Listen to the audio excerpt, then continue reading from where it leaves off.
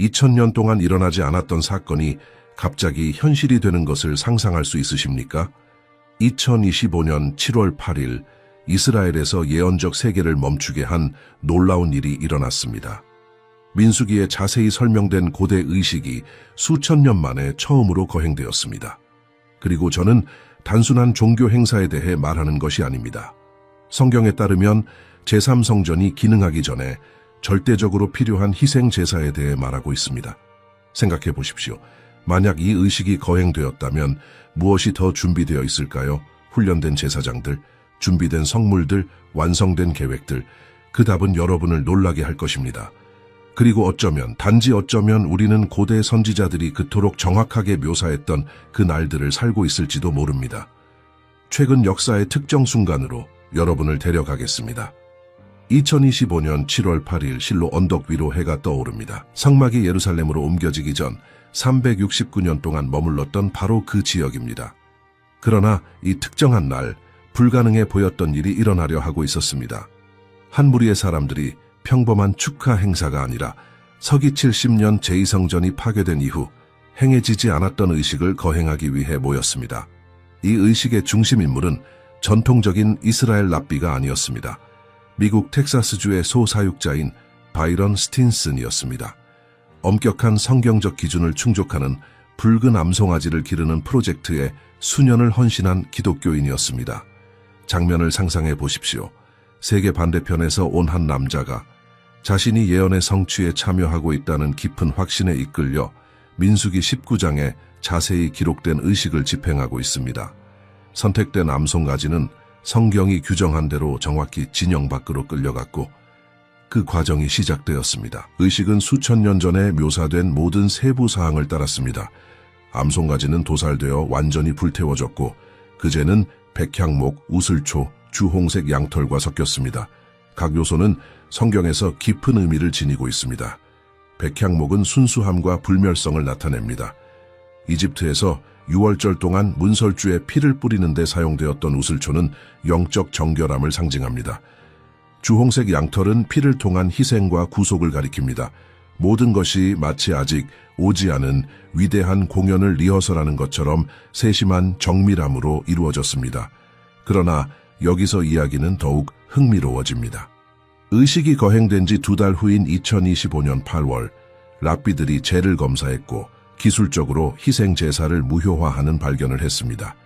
암송아지의 털에서 2 가닥의 검은 털이 발견된 것입니다. 가장 엄격한 탈무드 해석에 따르면 암송아지는 다른 색의 털이 전혀 없이 완전히 붉어야 합니다.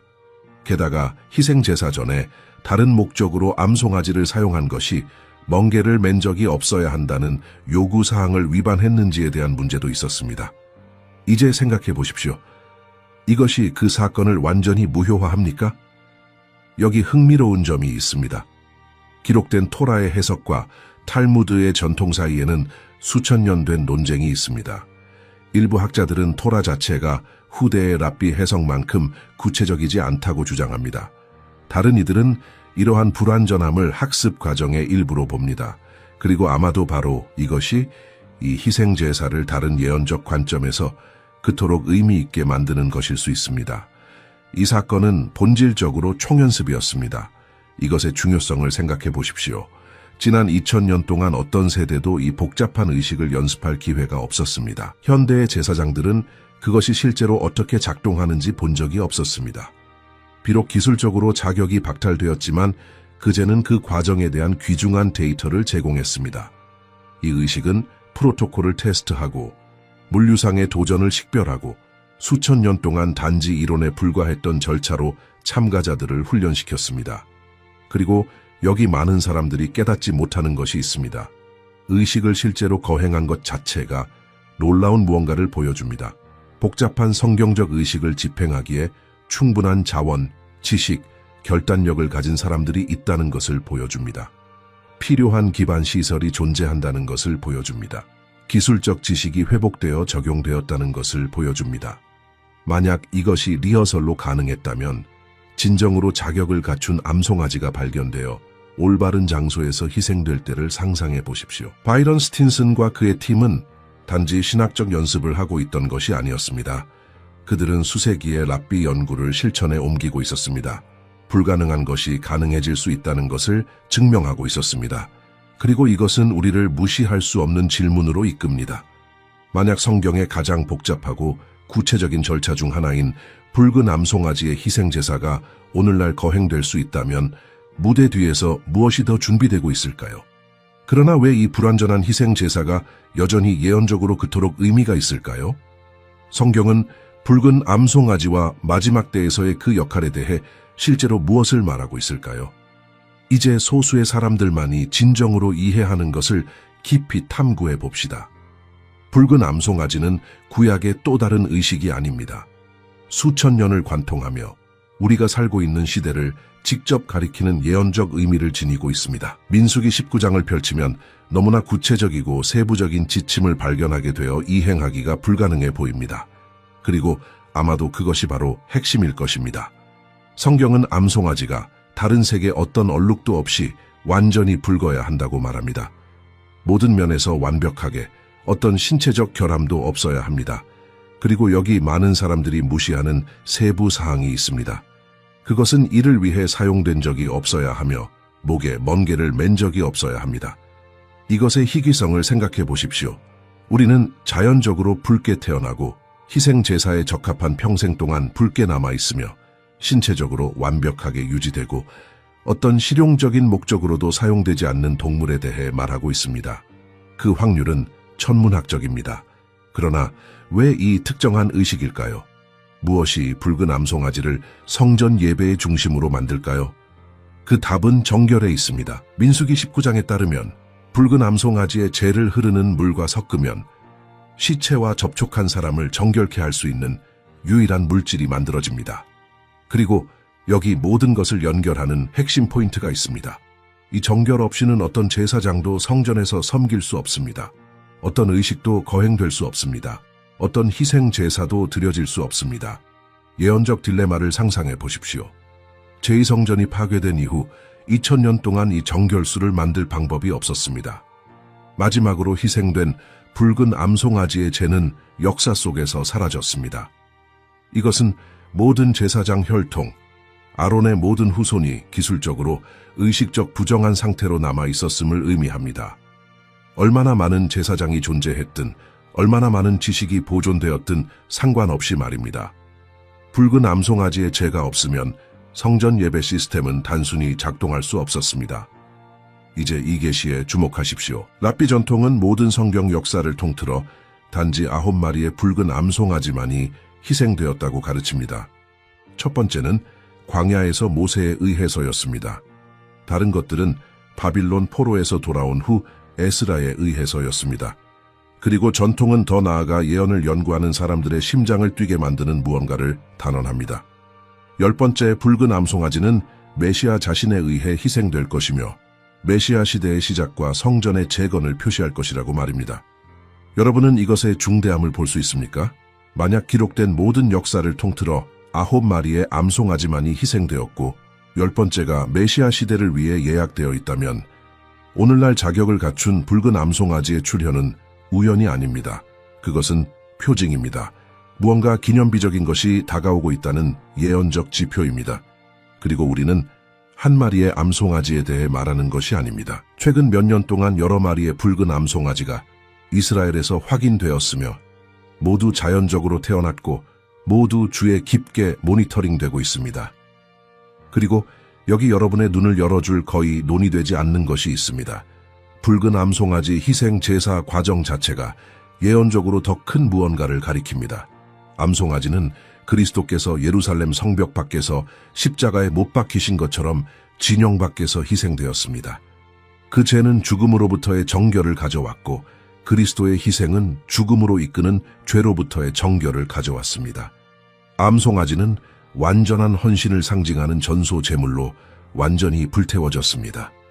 그러나 그리스도의 희생은 영적 구속의 측면에서 모든 희생 제사를 영원히 성취한 유일하고 완벽한 것이었지만 붉은 암송아지는 물리적 성전과 관련된 특정한 예언적 목적으로 남아 있습니다.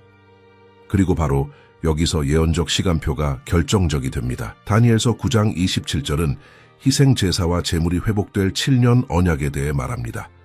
그러나 희생 제사가 회복되려면 정결 시스템이 작동해야 합니다. 그리고 정결 시스템이 작동하려면 붉은 암송아지의 제가 절대적으로 필요합니다. 저와 함께 점들을 연결해 보십시오. 만약 우리가 자격을 갖춘 붉은 암송아지가 확인되는 것을 보고 있다면, 만약 희생제사가 이미 총연습으로 거행되었다면, 만약 제가 만들어지고 있다면 성전의 기능을 위한 기본적인 기반 시설이 확립되고 있는 것입니다. 우리는 추상적인 신학 이론에 대해 말하는 것이 아닙니다. 우리는 마지막 때에 대한 특정 예언의 성취를 위한 물리적이고 유형적이며 측정 가능한 준비에 대해 말하고 있습니다. 그리고 더 있습니다. 붉은 암송아지를 태우는 것은 특정한 구성 요소를 요구합니다. 레바논의 백향목, 이스라엘에서 자연적으로 자라는 우슬초, 그리고 특정한 방식으로 염색된 주홍색 양털입니다. 이러한 각 요소는 올바르게 획득되고 준비되고 사용되어야 합니다.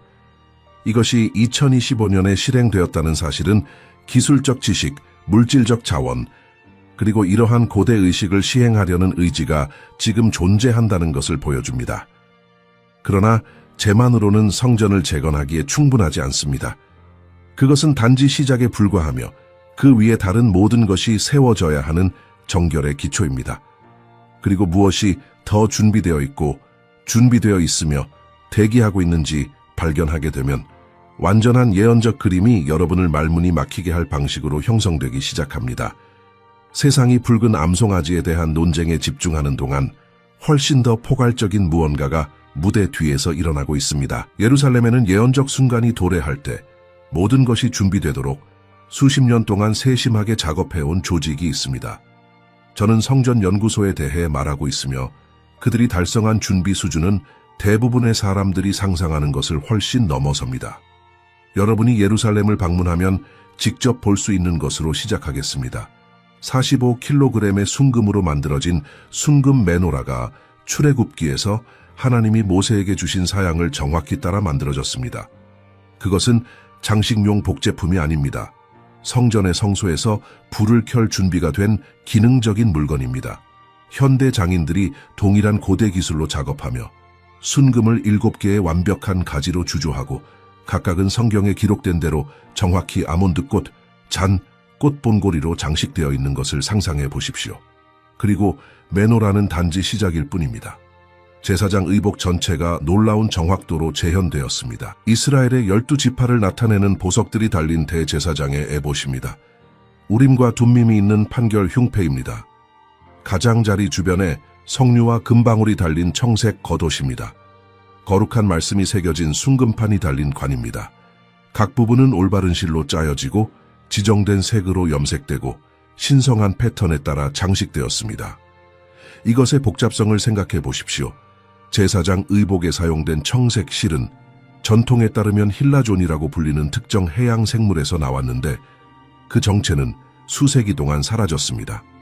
성전연구소는 광범위한 연구를 수행하여 고대 문헌에 설명된 정확한 청색 톤을 생산하는 지중해 연체 동물을 확인했습니다. 그들은 즉흥적으로 하고 있지 않습니다. 그들은 역사적 및 성경적 진정성으로 모든 세부 사항을 재건하고 있습니다. 희생 제사를 위한 청동제단이 출애굽기에 기술된 정확한 치수로 건조되었습니다. 길이 5규빗, 너비 5규빗, 높이 3규빗입니다. 그것은 모듈식이며 필요할 때 빠르게 조립되도록 설계되었습니다. 거룩한 관유, 순수한 올리브 기름에 모략, 계피, 창포, 개수의 거룩한 혼합물은 출애굽기 30장의 정확한 공식을 따라 준비되었습니다. 특정한 향료 조합이 있는 특별한 향은 준비되어 있습니다. 레위인들이 성전에서 사용할 악기들이 재건되었습니다. 그러나 여기서 준비가 더욱 인상적이 됩니다. 거룩한 물건들을 갖는 것만으로는 충분하지 않습니다. 그것들을 사용할 자격을 갖춘 사람들이 필요합니다. 그리고 성전연구소는 제사장들을 위한 완전한 훈련 프로그램을 확립했습니다. 그들은 아론의 혈통에 속한 남자들을 확인했으며 제사장 혈통을 통해 전달되는 특정 유전적 표지자를 추적하는 DNA 검사를 통해 입증된 후손들입니다. 히브리어로 코하님이라고 불리는 이 남자들은 성전 예배의 정확한 절차로 훈련받고 있습니다. 첫 번째 대제사장인 아론의 직계 후손으로 유전적으로 확인된 젊은 이스라엘인들이 맨홀에 불을 켜는 방법, 향을 준비하는 방법, 레위기에 규정된 대로 희생 제사를 수행하는 방법을 배우는 것을 상상해 보십시오. 그들은 동작을 연습하고 기도를 암기하고 의식법을 공부합니다. 심지어 성전에서 음악가 문지기 조수로서의 특정 역할을 위해 레위인들을 준비시키는 전문 교육 프로그램도 있습니다. 그리고 건축 계획은 어떻습니까? 그것들은 상상에 기초한 모호한 스케치가 아닙니다. 선지자 에스겔이 환상으로 받아 그의 책 40장부터 48장까지 기록된 48장의 묘사에 기초한 상세한 설계도입니다. 각 뜰, 각 방, 각 치수가 신중하게 연구되고 현대 건축 청사진으로 변환되었습니다. 성전 연구소는 축소 모형, 3차원 렌더링, 완전한 건축 사양을 가지고 있습니다. 이것이 실제로 무엇을 의미합니까? 내일 청신호가 주어진다면 건설이 즉시 시작될 수 있다는 것을 의미합니다. 수년간의 계획이나 준비가 필요하지 않을 것입니다. 재료들이 확인되었습니다. 건축 기술이 문서화되었습니다. 구조는 모듈식이며 빠르게 조립될 수 있습니다. 일부 전문가들은 적절한 자원과 정치적 의지가 있다면 성전이 수십 년이 아니라 몇 달 안에 작동될 수 있다고 추정합니다. 그리고 여기 거의 강조되지 않지만 절대적으로 중요한 것이 있습니다. 이 모든 것은 의례적인 것이 아니라 기능적입니다. 맨홀에 불을 켤 수 있습니다. 의복을 입을 수 있습니다. 제단은 희생 제사를 받을 수 있습니다. 제사장들은 훈련되어 있습니다. 계획은 완성되었습니다. 우리는 박물관이나 역사적 재현에 대해 말하는 것이 아닙니다. 우리는 단 하나의 요소인 장소만을 기다리고 있는 완전히 작동하는 종교적 기반 시설에 대해 말하고 있습니다. 그러나 이 성전은 정확히 어디에 건설될 것입니까? 그리고 이스라엘은 현대 세계의 가장 큰 지정학적 및 종교적 장애물일 수 있는 것을 어떻게 해결할 계획입니까? 이제 우리는 예언적 긴장의 핵심에 도달했습니다. 모든 지식, 모든 준비된 모든 거룩한 물건들은 인간적으로 극복하기 불가능해 보이는 하나의 장애물에 직면해 있습니다. 아브라함이 이삭을 바친 모리아산, 솔로몬이 제1성전을 건축한 곳, 로마인들에 의해 제2성전이 파괴된 곳인 유대교의 가장 신성한 장소가 점유되어 있습니다. 그리고 그것은 아무 것으로나 점유된 것이 아닙니다. 이슬람의 세 번째로 신성한 장소에 의해 점유되어 있습니다. 상황을 시각화해 보십시오. 성전산 정상에는 예루살렘의 지평선을 지배하는 상징적인 황금 도민 바위에 돔이 서 있습니다. 칼리파 압드 알말리크에 의해 서기 691년에 건설되었으며 이슬람 전통에 따르면 선지자 무함마드가 하늘로 승천한 장소를 표시합니다. 바로 옆에는 5,000명의 신자를 수용할 수 있는 아라크사 모스크가 있습니다. 이 장소들은 단순한 종교 건물이 아닙니다. 그것들은 이슬람 정체성의 중심 상징이며 매년 수백만 명의 무슬림이 방문합니다. 이제 예언적 딜레마를 생각해 보십시오. 이러한 이슬람 구조물들이 그 장소를 점유하고 있을 때 제3성전이 성전산에 어떻게 건설될 수 있습니까? 그리고 여기서 상황은 더욱 복잡해집니다. 지성소가 위치했던 정확한 장소 자체가 고고학자들과 종교학자들 사이에서 논쟁의 대상입니다. 일부는 바위의 돔이 지금 있는 곳이 정확히 그곳이었다고 주장합니다. 다른 이들은 그 구조물의 북쪽에 있었다고 제안합니다. 이러한 불확실성은 매혹적인 가능성을 만들어냅니다. 일부 고고학 연구에 의해 뒷받침되는 이론이 있는데 성전의 정확한 위치가 현재 산의 플랫폼 중앙이 아니라 바위의 돔의 북쪽에 약간 떨어진 곳이었다고 제안합니다. 만약 이것이 사실이고 최근 몇 년 동안 주목을 받고 있는 해석이라면 이론적으로 기존의 이슬람 구조물들을 건드리지 않고 제3성전을 건설하는 것이 가능할 것입니다. 두 종교 단지가 동일한 성스러운 산에서 공존할 수 있을 것입니다. 그러나 현실적으로 생각해 봅시다. 지리가 이 해결책을 허용하더라도 정치적 및 종교적 현실은 무한히 더 복잡합니다. 무슬림들에게 성전산에서의 어떤 유대인 건설 시도도 모독으로 여겨질 것입니다. 많은 초정 통파 유대인들에게 적절한 정결 없이 산에 오르는 것은 금지되어 있습니다. 성경 예언을 믿는 많은 세대주의 기독교인들에게 성전은 마지막 때의 사건들이 전개되기 위해 재건되어야 합니다. 세 종교, 세 가지 관점, 하나의 장소입니다. 그리고 현재 상황은 지속적인 긴장을 만드는 분열된 통제입니다. 기술적으로 이스라엘은 1967년 6.1 전쟁 이후 성전산에 대한 접근을 통제하고 있으며 그때 예루살렘이 이스라엘 통제해 재통일되었습니다. 그러나 산 자체는 요르단 이슬람 와크프에 의해 관리됩니다. 유대인들은 제한된 시간 동안 방문할 수 있지만 공개적으로 기도할 수 없습니다. 무슬림들은 예배를 위한 무제한 접근이 있습니다. 기독교인들은 관광객으로 방문할 수 있습니다. 그것은 끊임없이 붕괴 직전에 있는 섬세한 배열입니다.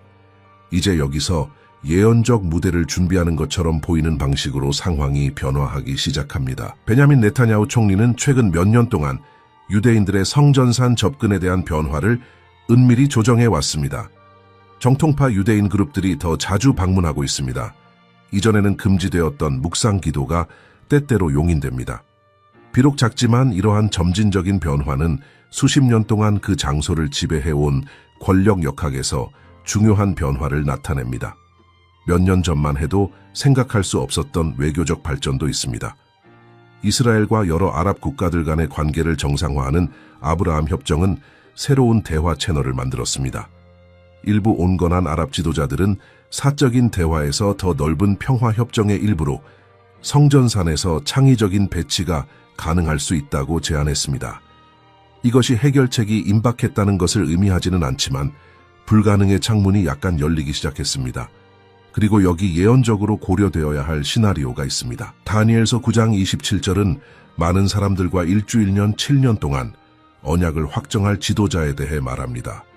이 언약은 희생제사가 회복되도록 허용할 것입니다.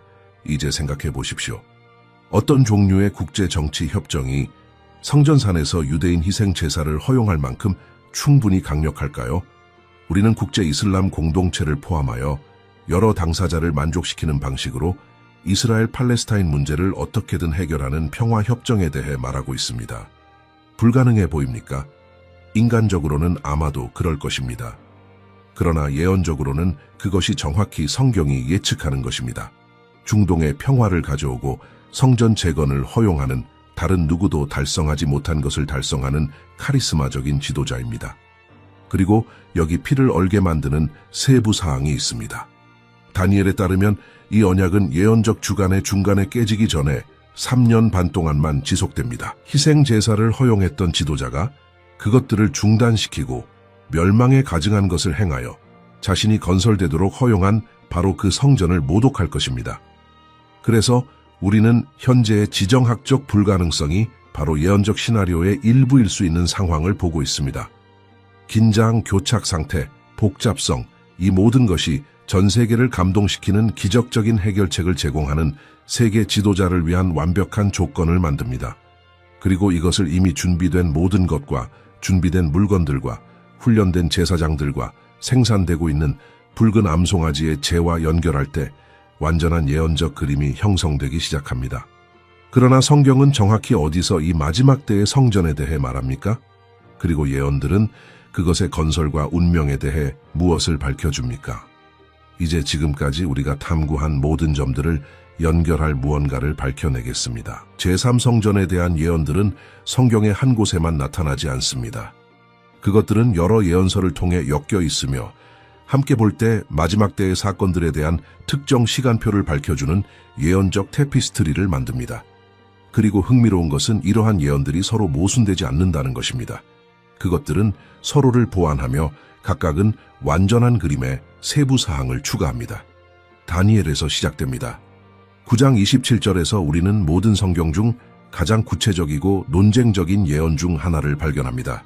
다니엘은 유대 민족과 거룩한 도시 예루살렘 위에 정해진 70일의 기간에 대해 씁니다. 처음 69일에는 각각 7년 기간으로 해석되며 메시아의 오심까지 이어집니다. 그러나 70번째 일에 마지막 7년은 예언을 연구하는 복음주의 기독교인들 사이에서 우세한 세대주의 해석에 따르면 성취되지 않은 채로 남아 있습니다. 그리고 성전이 극적으로 등장하는 것은 바로 이 70번째 일회입니다. 다니엘은 한 지도자가 1일에, 즉 7년 동안 많은 사람들과 언약을 확정할 것이라고 말합니다. 그리고 여기 결정적인 세부 사항이 있습니다. 이 언약은 희생 제사와 제물이 회복되도록 허용할 것입니다. 이것의 의미를 생각해 보십시오. 희생 제사가 회복되려면 물리적인 성전뿐만 아니라 우리가 이전 주제에서 탐구한 전체 시스템이 필요합니다. 정결을 위한 붉은 암송아지의 제입니다. 기능적인 거룩한 물건들입니다. 훈련된 제사장들입니다. 모든 것이 작동해야 합니다. 그러나 다니엘의 예언은 거기서 멈추지 않습니다. 이 1회년의 중간 3년 반 후에 희생제사를 허용했던 바로 그 지도자가 희생제사와 소제를 그치게 할 것입니다. 그리고 하나님께 드리는 예배 대신 그는 멸망에 가증한 것을 세울 것이며 예수님 자신이 마태복음 24장 15절에서 제자들에게 큰 환난의 표시로 이 특정 표징에 주의를 기울이라고 경고하신 방식으로 성전을 모독할 것입니다. 이제 이것을 거의 깊이 논의되지 않는 또 다른 예언과 연결하십시오. 선지자 에스겔은 그의 책 40장부터 48장까지 성경 전체에서 가장 상세하고 광범위한 환상 중 하나를 받았습니다. 이 9장 동안 에스겔은 환상 중에 이끌려 미래 성전의 정밀한 치수를 받습니다. 각 방, 각 뜰, 각 치수가 건축적 세부 사항으로 명시됩니다. 집의 치수, 제단의 위치, 제사장들의 방, 입구문 모든 것이 물리적 재건을 가능하게 하는 정밀도로 묘사됩니다. 이제 여기가 흥미로워지는 곳입니다. 일부 학자들은 에스겔의 환상이 환난의 제3성전이 아니라 지상에서 그리스도의 천년 왕국 동안 건설될 천년 왕국 성전을 가리킨다고 주장합니다. 다른 이들은 에스겔 환상의 요소들이 환난 성전의 건설에 정보를 제공할 수 있다고 제안합니다. 신학적 논쟁은 복잡하지만 본질적인 요점은 이것입니다. 에스겔은 미래 성전의 상세한 사양을 받았고 이러한 사양들은 기능적이고 건설 가능합니다. 그리고 더 있습니다. 요한계시록 11장 1절과 2절에서 사도 요한은 마지막 때에 대한 환상 중에 특정한 지시를 받습니다. 그는 하나님의 성전과 제단과 그 안에서 경배하는 자들을 측량하라는 지시를 받습니다. 그러나 바깥들은 측량하지 말라고 지시받는데 그것이 이방인들에게 주어졌고 그들이 42개월 동안 거룩한 성을 짓밟을 것이기 때문입니다. 42개월은 정확히 3년 반이며 다니엘의 70번째 1회의 절반입니다. 수렴을 보고 계십니까? 다니엘은 3년 반 동안 희생제사가 회복되는 7년 언약에 대해 말합니다. 요한계시록의 요한은 42개월 동안 짓밟히는 성전을 언급합니다. 마태복음 24장의 예수님은 거룩한 곳에 있는 멸망에 가증한 것에 대해 경고하십니다. 바울은 데살로니가후서 2장 3절과 4절에서 하나님의 성전에 앉아 자신이 하나님이라고 선포할 불법의 사람에 대해 말합니다. 여러 예언들, 여러 저자들 수세기로 분리되어 있지만 모두 동일한 사건을 가리킵니다. 그리고 여기 여러분을 멈추고 생각하게 할 것이 있습니다. 예수님은 마태복음 24장, 누가복음 21장, 마가복음 13장에 기록된 감람산에서의 예언적 설교에서 그의 재림에 앞서 일어날 특정 표징들을 나열하십니다. 전쟁과 전쟁의 소문입니다. 기근과 지진입니다. 거짓 선지자들과 거짓 그리스도들입니다. 모든 민족에게 전파되는 복음입니다. 그리고 이 목록 중간에 그는 거룩한 곳에 있는 멸망에 가증한 것에 대한 경고를 삽입하십니다. 환난 동안 기능하는 성전의 존재는 주변적인 해석 이론이 아닙니다. 그것은 예수님의 예언적 가르침의 중심입니다. 그러나 거의 적절한 관심을 받지 못하는 또 다른 요소가 있습니다. 데살로니가후서 2장은 불법의 사람의 완전한 계시를 막고 있는 무언가 또는 누군가가 있다고 가르칩니다. 이 막는 자는 제거될 때까지 악을 억제합니다. 많은 예언학자들은 이것을 교회를 통해 역사하시는 성령으로 해석합니다. 교회가 휴거되어 환난 전에 땅에서 제거되면 제동이 제거되고 적그리스도가 드러날 것입니다. 그리고 그때 그는 7년 언약을 맺고 성전 재건을 허용할 것입니다. 모든 것이 일관된 예언적 순서로 어떻게 들어맞는지 보십니까? 휴거가 교회를 제거합니다. 적그리스도가 평화를 제공하며 나타납니다. 그는 이스라엘 팔레스타인 문제를 해결하고 유대인 희생제사를 허용하는 언약을 맺습니다. 성전이 건설되고 3년 반 동안 운영됩니다. 환난의 중간에 적그리스도는 언약을 깨고 성전을 모독하고 대환난을 시작합니다. 예수님이 돌아오셔서 최종 성전과 함께 천년 왕국을 세우십니다. 그리고 현재의 준비된 물건들, 훈련된 제사장들, 희생되고 있는 붉은 암송아지. 성전산 접근에서의 지정학적 변화를 볼 때 무대가 세워지고 있는 것처럼 보이지 않습니까? 우리가 예언적 기반 시설이 실시간으로 확립되는 것을 보고 있는 것처럼 보이지 않습니까? 그러나 그것은 단지 먼 미래의 사건에 관한 것이 아닙니다. 그것은 이전 세대가 목격하지 못한 방식으로 수렴하는 현재의 표징에 관한 것입니다. 그리고 주의 깊은 눈으로 우리 주변의 표징을 볼 때 패턴은 명백해집니다. 복잡한 퍼즐에서 흩어진 조각들이 갑자기 인식 가능한 이미지를 형성하기 시작하는 순간이 있습니다.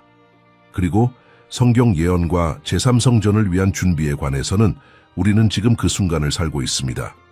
그러나 그것은 단지 성전 자체에 관한 것이 아닙니다. 그것은 역사상 다른 어떤 세대도 목격하지 못한 방식으로 동시에 정렬되고 있는 예언적 표징의 놀라운 수렴에 관한 것입니다. 20세기의 가장 큰 예언적 기적으로 시작됩니다. 국가로서의 이스라엘의 재탄생입니다.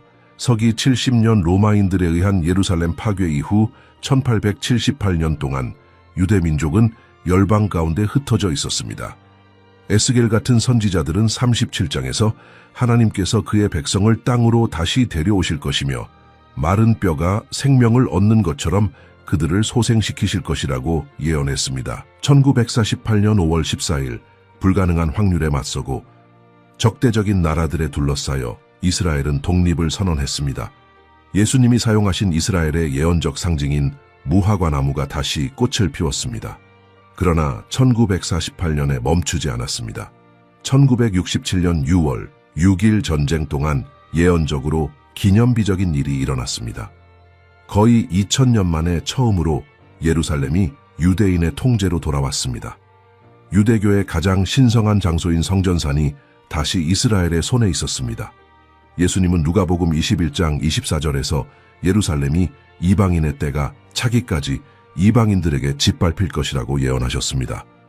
1967년은 거룩한 성에 대한 이방인 지배에 이 기간의 끝을 표시했습니다. 이제 시간표를 생각해 보십시오.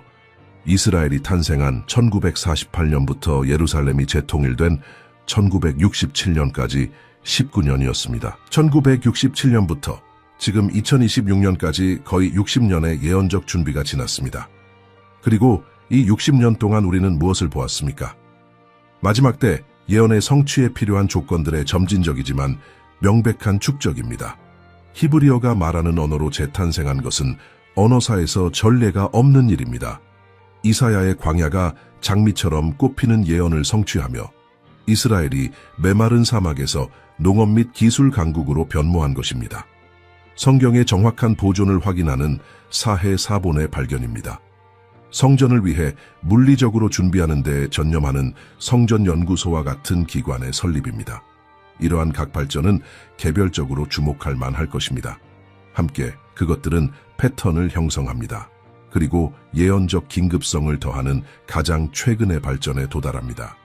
10년 전에는 생각할 수 없었던 동맹을 창출하는 이스라엘과 아랍 국가들 사이의 아브라함 협정입니다. 성전 재건을 적극적으로 지원하는 기독교 시온주의 운동의 성장입니다.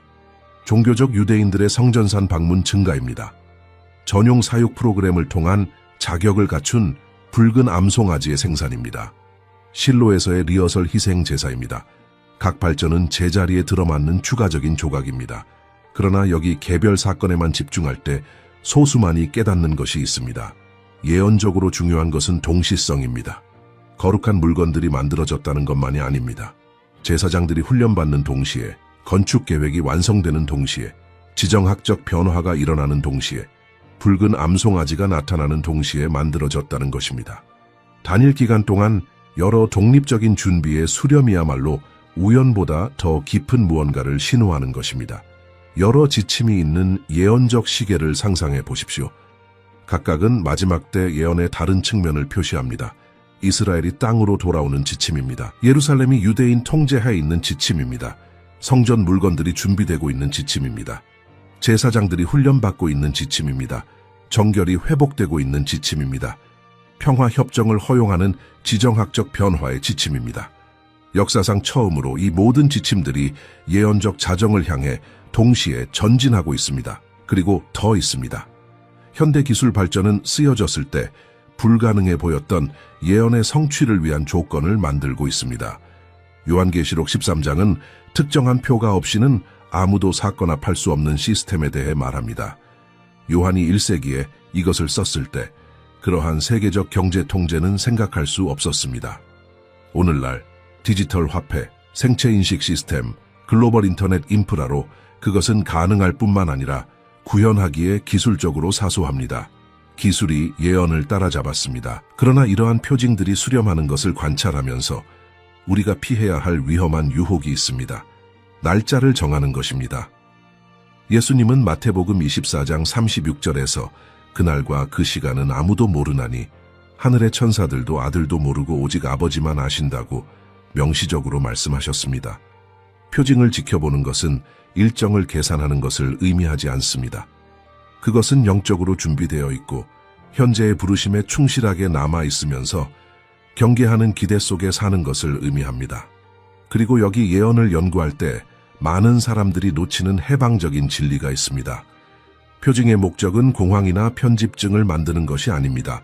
그것은 희망과 거룩함을 만드는 것입니다. 베드로는 그의 후서 3장 11절에서 묻습니다. 이 모든 것이 이렇게 풀어지리니 너희가 어떠한 사람이 되어야 마땅하냐? 거룩한 행실과 경건함으로? 답은 예언적 지식이 우리를 더 순수하게, 더 목적 있게, 시간이 있는 동안 복음을 나누는데 더 긴급하게 살도록 동기를 부여해야 한다는 것입니다. 그래서 성전을 위한 준비가 진행되는 것을 볼 때, 표징이 수렴하는 것을 볼 때, 사건들이 예언적 패턴과 정렬되는 것을 볼 때, 올바른 반응은 우리가 정확히 언제 모든 것이 일어날지 안다고 추정하는 것이 아닙니다. 올바른 반응은 우리가 예언적으로 중요한 시대에 살고 있음을 인식하고 그에 따라 우리의 우선순위를 조정하는 것입니다. 그리스도께서 언제든지 돌아오실 수 있는 것처럼 사는 것입니다. 왜냐하면 그것이 1세기 이후 교회의 올바른 자세였지만 이전 세대가 가지지 못했던 유형적 표징의 추가와 함께 말입니다. 그리고 아마도 이것이 이 순간의 가장 큰 부르심일 것입니다. 이러한 진리를 다른 사람들과 나누는 것입니다. 오만함이나 선정주의가 아니라 절제와 희망으로 말입니다. 왜냐하면 제3성전을 위한 준비는 그리스도를 거부하는 사람들에게는 다가오는 환난의 시간을 신호하지만 그를 받아들이는 사람들에게는 매우 다른 무언가를 신호합니다. 우리의 최종 구속의 접근, 왕의 귀환, 그의 영원한 왕국의 확립입니다. 그래서 우리는 성경 예언의 가장 매혹적이고 긴급한 주제 중 하나를 통과하는 이 여정의 끝에 도달합니다. 그리고 우리가 본 것은 추상적인 이론이나 공허한 추측이 아니었습니다. 우리는 제3성전을 위한 준비가 가능할 뿐만 아니라 적극적으로 진행 중이라는 구체적이고 유형적이며 측정 가능한 증거를 보았습니다. 실로에서의 붉은 암송아지, 희생 제사부터 준비된 거룩한 물건들까지, 훈련된 제사장들부터 완성된 건축 계획까지, 지정학적 발전부터 성전산 접근의 변화까지 예언적 퍼즐의 각 조각이 우리 눈앞에서 들어맞고 있습니다. 그리고 이 모든 것을 다니엘, 에스겔, 예수님, 요한계시록의 요한의 예언과 연결할 때 패턴은 명백해집니다. 우리는 마지막 때의 사건을 위한 기반 시설이 실시간으로 확립되는 것을 목격하는 독특한 세대인 놀라운 예언적 시대에 살고 있습니다. 종말론적 환상이 아니라 누구나 연구하고 확인할 수 있는 검증 가능한 현실로서 말입니다. 그러나 사실과 증거를 넘어서 이 순간 여러분의 마음을 만져야 할 더 깊은 무언가가 있습니다. 이러한 사건들의 근접성은 두려움이나 절망의 이유가 아닙니다. 그것은 생동하는 희망과 새로운 믿음의 이유입니다. 왜냐하면 성전에 대한 예언이 성취되고 있다면 하나님의 모든 약속은 신뢰할 수 있기 때문입니다. 만약 그가 불가능한 확률에 맞서 이스라엘을 땅으로 다시 데려오셨다면, 예언된 대로 예루살렘을 재통일하셨다면, 그의 예언적 말씀과 정렬되도록 세계적 사건들을 조율하고 계신다면 여러분은 그가 여러분의 삶을 위한 개인적인 약속들도 성취하실 것임을 신뢰할 수 있습니다. 나라들의 예언적 시간표를 통제하시는 바로 그 하나님이 여러분의 여정의 친밀한 세부 사항들을 통제하십니다.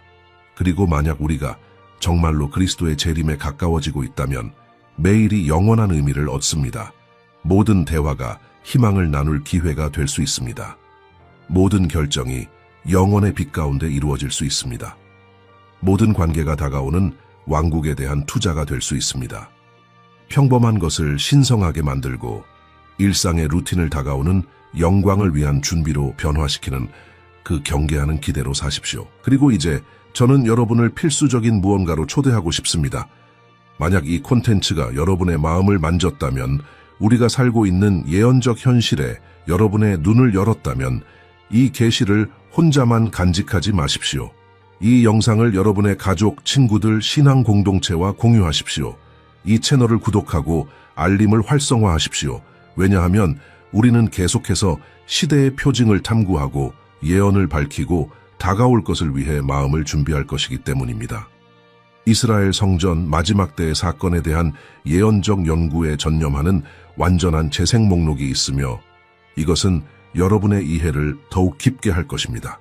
지식을 살아있는 지혜로 변화시키는 성경의 신비를 밝히는 채널의 다른 영상들을 탐색하십시오. 그러나 무엇보다도 이 지식이 단지 마음에만 머물지 않고 심장으로 내려가도록 하십시오. 여러분 안에서 단지 지적 호기심이 아니라 영적 변화를 일으키도록 하십시오. 그리스도께서 언제든지 돌아오실 수 있는 것처럼 매일을 살도록 여러분을 인도하도록 하십시오. 왜냐하면 아마도 그럴 수 있기 때문입니다. 제가 여러분과 함께 남기는 성찰은 이것입니다. 만약 표징들이 정말로 수렴하고 있다면, 예언적 시계가 정말로 전진하고 있다면 이것이 오늘 여러분이 사는 방식을 어떻게 바꿉니까? 이 진리가 우선순위, 목적, 영적 준비에 대해 여러분의 영혼에서 어떤 대화를 시작합니까? 우리는 이 예언적 발견의 여정에서 함께 남아 있습니다. 경계하지만 불안하지 않고, 정보를 얻었지만 오만하지 않고 희망적입니다. 왜냐하면 우리의 구속이 가까워지고 있기 때문입니다. 다음 성경 공부에서 뵙겠습니다.